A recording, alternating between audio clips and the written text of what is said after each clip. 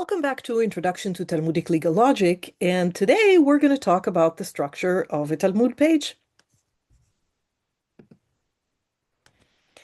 As some of you probably know, when you see the Torah or the Bible being taken out in a traditional synagogue, what you see is a big scroll, oftentimes a scroll that's written by hand. But by the time the Talmud was redacted, we see the beginning of a shift away from scrolls into something called a codex, which looks more like the shape of a modern book, which has pages that you can flip over, sort of a book format. We do have some Talmudic texts that were found in scroll format in the Cairo Geniza, and I can talk more about the Geniza some other time if you like. But for the most part, what we find is versions of the Babylonian Talmud that are written down by hand in this kind of book format. The Talmud benefits greatly from the invention of print, and the first printed edition of the Talmud is one that was found in Venice in 1523. You can see an image right here, but this is not the one that would later become formalized, although if you look at the left side of the page, you're going to see that we already have this idea of comments on the margin of the page, which will later become a pretty common feature of Talmudic pages. The way that you refer to the Talmud, or the way that you know which page we're talking about, right? Because we're studying a page every day, or if you're, doing a study on a specific topic and you want to refer to a topic, is by using a very specific citation system, and I'll walk you through how it works right now.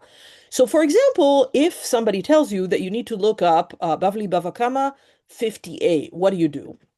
So first of all, the B stands for Bavli or Babylonian, and that's how you know that the overall collection that you're looking at, the overall text that you're looking at, is the Babylonian Talmud. There will be other references like that. So for example, if you're asking somebody to look at the Mishnah, it'll say M. If you're referring someone to the Tosefta, it'll say C.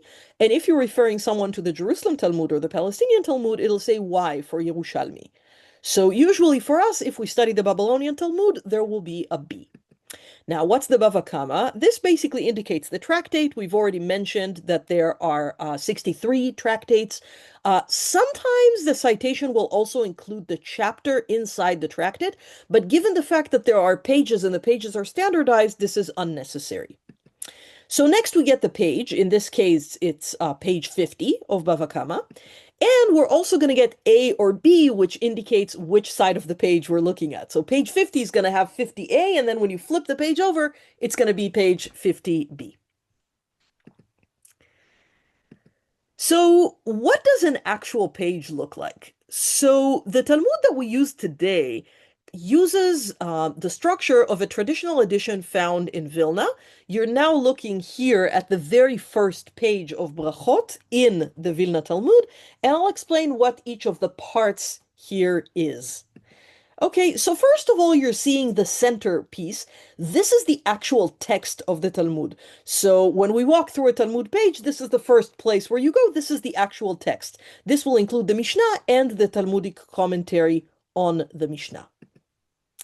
Then we have the title. So the title is going to include, it says at the top, it says the name of the tractate. In this case, it's Tractate Brachot.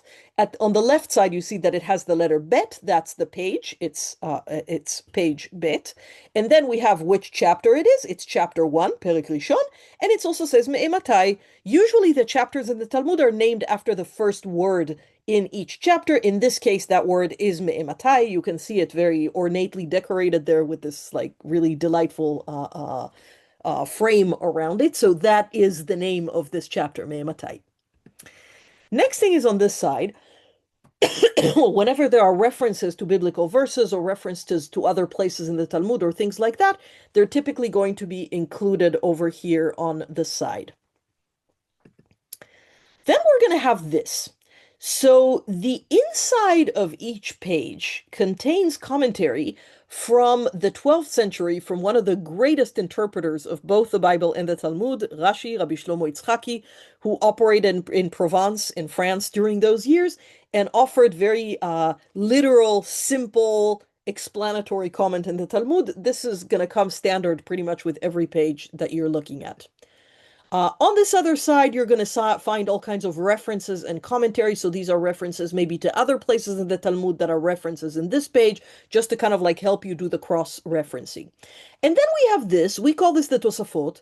And these are other commentators who have commented on the same page. And who this is going to be really varies depending on the tractate, depending on the seder, which is the order. So this really varies quite a bit throughout the Talmud, what is included in the Tosafot.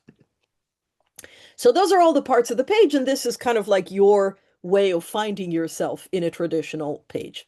Now, let's expand that central part. Let's zoom in on the central part to see what's going on in the actual Talmud text.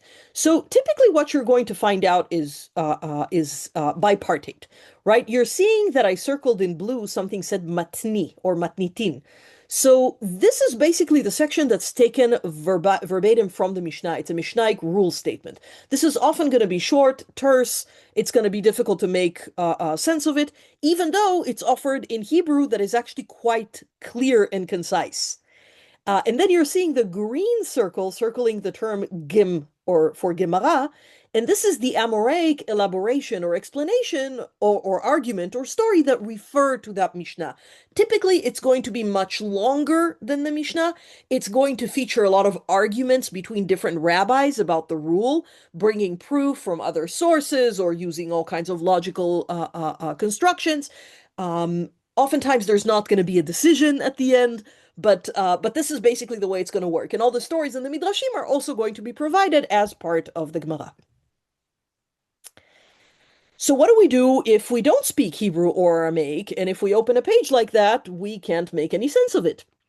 So the man that you see here in the picture, Rav Adin Steinsaltz, did huge services to all of us by producing an edition of the Talmud that is a lot clearer for people. It's written in clear Hebrew script. It has Steinsaltz's own interpretation at the bottom that explains a lot of things about the page. It's a lot easier to find yourself there. And it translates a lot of the Aramaic effectively to Hebrew.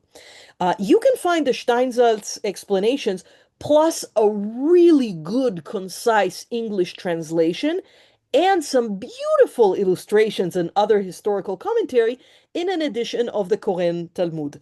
It's really beautiful, and they offer a lot of period things and material evidence, and it's really just like a tactile and sensory delight to read from the Koren edition.